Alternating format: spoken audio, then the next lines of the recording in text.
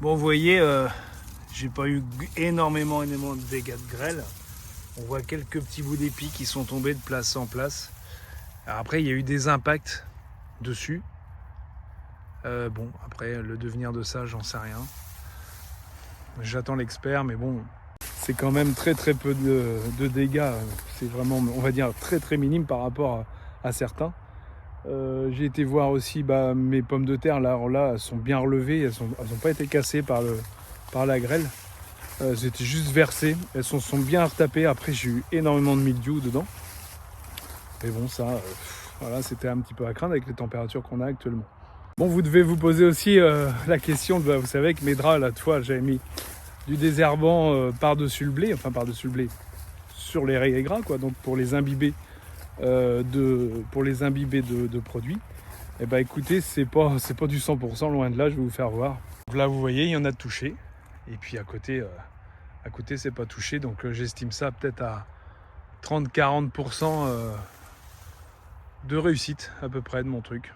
Après, on met vraiment tout en place pour essayer de lutter contre le ray gras. Et puis le souci de ça, c'est qu'il y a des nouvelles repousses aussi. Là, ça fait 15 jours que je l'ai fait. Il y en a, je pense que la semaine prochaine, je vais repasser. Je vais réitérer le truc. Peut-être en mouillant un petit peu plus aussi les draps. Parce que j'avais peur forcément que ça goûte sur le blé. Et je pense qu'il faut savoir perdre un peu le blé pour que le ray gras soit touché. Donc pourtant, j'avançais pas vite du tout. Mais je pense que ça a trop séché, trop rapidement. Donc voilà. Je suis pas 100% satisfait de mon... Enfin, c'est pas mon invention, parce qu'il y a plein de gens qui l'ont fait bien avant moi. Et voilà, je pense qu'il faut passer plusieurs fois, ça, il n'y a pas à dire. Bon, les pommes de terre, quant à elles se sont bien redressées, parce que tout était... J'avais même peur que ça soit cassé, ça n'a pas été le cas.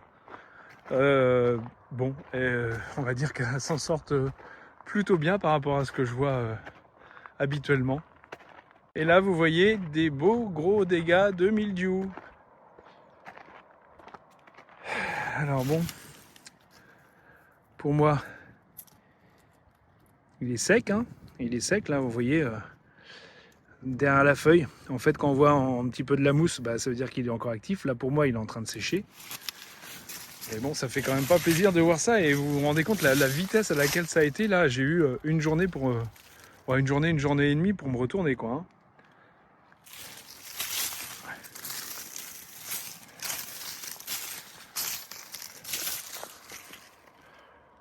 Alors je pense que aussi la variété y est pour beaucoup, c'est de la Nazca et la Nazca est très sensible au mildiou.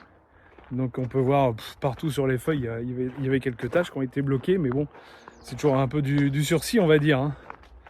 La moindre humidité, et puis ça y est, c'est reparti. Donc là, surveillance à fond. Les févroles, elles n'ont pas été cassées, j'ai eu beaucoup de chance parce que par chez moi, il y en a eu aussi qui ont été complètement cassées, qui sont complètement retournées. Bon, pour l'instant, elles sont plutôt jolies. Bon, là, pareil, il va falloir sûrement que je refasse un fongicide. Donc vous voyez, on est quand même passé à côté quand même de la catastrophe, parce que par chez nous, à quelques kilomètres, ou dizaines de kilomètres, les pommes de terre sont complètement ravagées. Il est tombé peut-être 40-50 mm d'eau en l'espace de 10 minutes.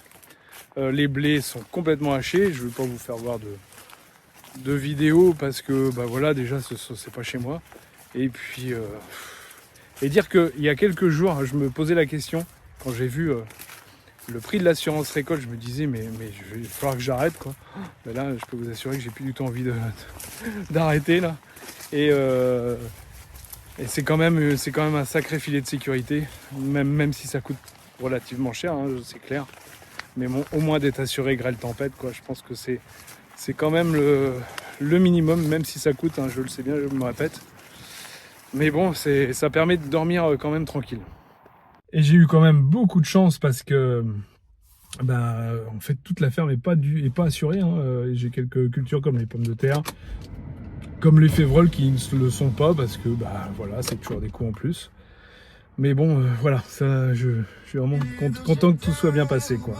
Bon, je me suis rendu à une démonstration de buteuse bineuse pour pommes de terre, là, pour essayer de diminuer le nombre de fréquences de traitement d'IFT, quoi. Bon, c'est toujours le problème de savoir, il y a des années forcément, des années sèches où ça va, et d'autres où c'est quand même beaucoup plus compliqué de biner, que ce soit du maïs, des pommes de terre, n'importe quoi, une année humide, bah, ça fonctionne pas, ça faut le savoir.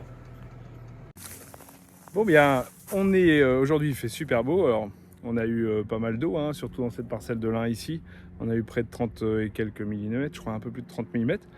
Et donc, bah, notre parcelle de lin d'hiver, la première arrachée, est prête à retourner. Donc, et puis, c'est la mise en route aussi de notre machine d'occasion, la 2 porteurs qu'on a sur la Cuma. Donc, bah, je vais vous faire quelques petites photos. Donc, vous voyez, c'est du lin d'hiver qui a pris beaucoup d'eau. La terre, alors oui, c'est de la terre argilo-calcaire. Elle est encore fraîche dessous, donc c'est plutôt pas mal. Et puis, bah, vous voyez, là, c'est retourné. Et il y a encore un peu de jaune, hein, forcément, hein, mais vous voyez comment ça a déjà bien travaillé.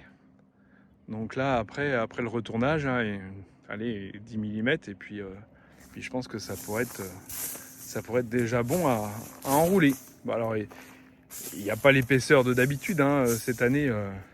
Ouais, cette année, les lins d'hiver sont quand même beaucoup plus légers.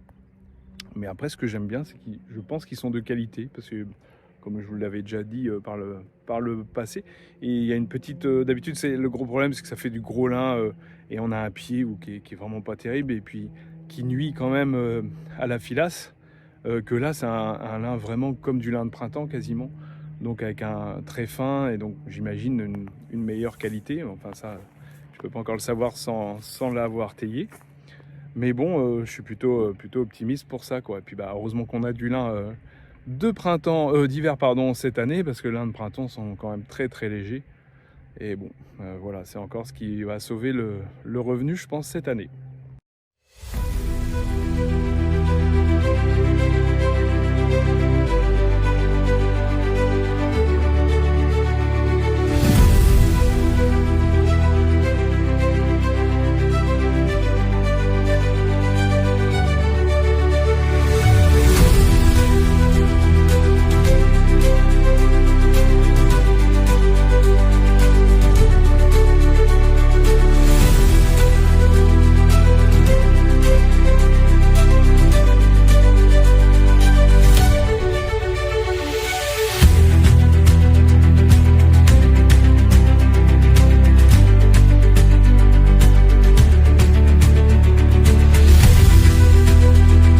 Bon les amis, bah, il reste à vous remercier, et puis bah, comme d'habitude, je vous dis à bientôt pour de nouvelles aventures. Allez, salut!